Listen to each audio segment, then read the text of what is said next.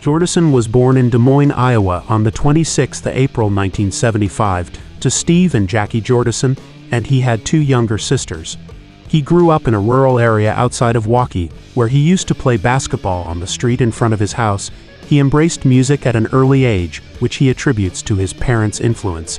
They always sat me down in front of the radio rather than the TV. He played guitar until receiving his first drum kit as a gift from his parents at age 8, and started his first band while in elementary school. Jordison's parents divorced when he was young. The children stayed with their mother. His mother remarried and set up a funeral parlor, where Jordison would occasionally help. Jordison stated that he felt a sudden responsibility to be the man of the house.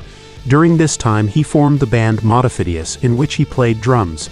He later described them as total speed metal thrash. The band helped Jordison break new ground, playing live as support to local bands including Atomic Opera featuring Jim Root and Heads on the Wall featuring Shawn Crahan. And he also played at a bowling center his family owned on a night called Bowl O Rama. After a multitude of lineup changes including Craig Jones and Josh Brainard, who would reappear in Slipknot, the band released 2 demos in 1993, Visceral and Mud Fuchia. After leaving school, Jordison was hired by a local music store called Musicland. In March 1994, after a recommendation from his new friend, he got a job at a Sinclair garage in Urbandale. Jordison worked the night shift, which he preferred, as it left his weekends free and allowed him to spend time with his friends and listen to music while working. In early 1995, Modifidious disbanded because of a shift in interest from thrash metal to death metal in America. Following this, Jordison joined a local band called The Rejects as a guitarist with whom he only played a couple of shows. Jordison was also involved in a band with future bandmate Paul Gray and vocalist Don Decker named Anal Blast. Gray also attempted to recruit him for another band, Body Pit, but he declined the invitation to remain in The Rejects. During the forming period of Slipknot, Paul recruited Joey to join a punk rock band called the Have-Nots in the spring of 1996. Joey would leave the Have-Nots in February 1997 to focus on Slipknot, but instead reformed The Rejects, which would play Des Moines up until Slipknot left to record their 1999 self-titled debut album, which Paul played in after the Have-Nots broke up. On November 1995, Mark Anthony Cadavos approached Jordison while he was working, offering him a position in a new project called The Pale Ones.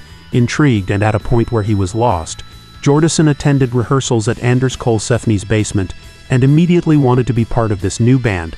Speaking of this moment, he said, "I remember trying so hard not to smile, so I didn't look like I wanted to join. I remained poker-faced, but I thought they ruled." A lot of Slipknot early development was discussed by band members while Jordison worked night shifts at Sinclair's garage. Of the eventual 9 members, Joey was the third to join the band. Slipknot would become pioneers to the new wave of American nu metal. Jordison was accompanied by 2 custom percussionists, giving their music a feel that Rolling Stone touted as suffocating. Each member of Slipknot is assigned a number. Joey was assigned number 1. Joey produced 1 album with Slipknot, 2005 live album 90 Live. In August 2008, Jordison broke his ankle and Slipknot had to cancel some of its English tour dates. On August 2009, Jordison was taken to the emergency room for a burst appendix, less than an hour before he was to take the stage for Auburn, Washington's KISW Pain in the Grass concert. As a result, Slipknot canceled following shows in August and September to give Jordison time to recover.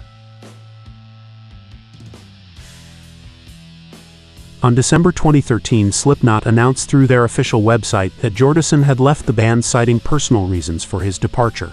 In response, Jordison released a statement insisting that he had in fact been fired from the band, and stated that Slipknot has been my life for the last 18 years, and I would never abandon it or my fans. After years of both sides being silent and evasive as to the reasons for his leaving the band, Jordison revealed in June 2016 that he suffered from transverse myelitis, a neurological disease that cost him the ability to play the drums toward the end of his time with Slipknot. It was believed the entirety of the band cut ties with Jordison, having heard nothing from the band or management since he was fired from the band. However, later it was revealed Sid Wilson remained in contact with Jordison, however wishes he had have stayed closer than he had. While touring Ozzfest in 2001 to support Slipknot's studio album, Iowa Jordison met Tripp Eisen. then of Static X. The two discussed forming a side project. In 2002, Jordison revived his band The Rejects, renaming them the Murderdolls. Jordison became the Murderdolls guitarist, and he recruited Wednesday 13 of Frankenstein Drag Queens from Planet 13 to play bass. Wednesday eventually became a vocalist, while drummer Ben Graves and bassist Eric Griffin completed the band's lineup. Murderdolls signed with Roadrunner Records and released an EP entitled Right to Remain Violent in 2002. The band returned in August 2002 with their debut album Beyond the Valley of the Murderdolls. The band uses horror films including Friday the 13th and Night of the Living Dead as an inspiration for their lyrics. On October 2002, the Murderdolls made an appearance on an episode of Dawson's Creek entitled Living Dead Girl. The band reunited in 2010 with only Jordison and Wednesday 13 remaining from the original lineup. The band released their second studio album Women and Children Last on August 2010. The band embarked on the extensive Women and Children Last World Tour, performing shows alongside many notable acts such as Guns N' Roses and performing around the world.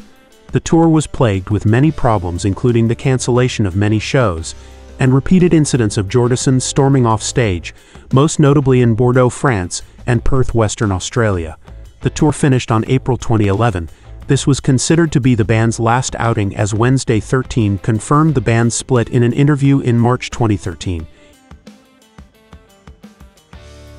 In short, in a 2017 Metal Hammer interview, Jordison talked about suffering from acute transverse myelitis.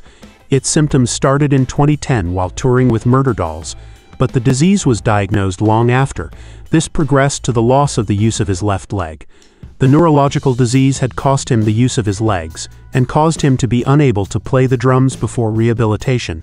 He recovered with the aid of medical help and physical therapy with his trainer Caleb. Jordison died in his sleep on the 26th of July 2021, at the age of 46, as stated by his family the next day.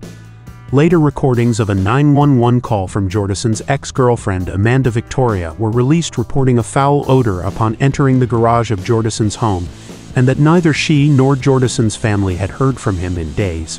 Jordison was declared dead at the scene. Jordison was buried in Highland Memory Gardens Cemetery in Des Moines, Iowa, just a short distance from fellow Slipknot founding member and bassist Paul Gray.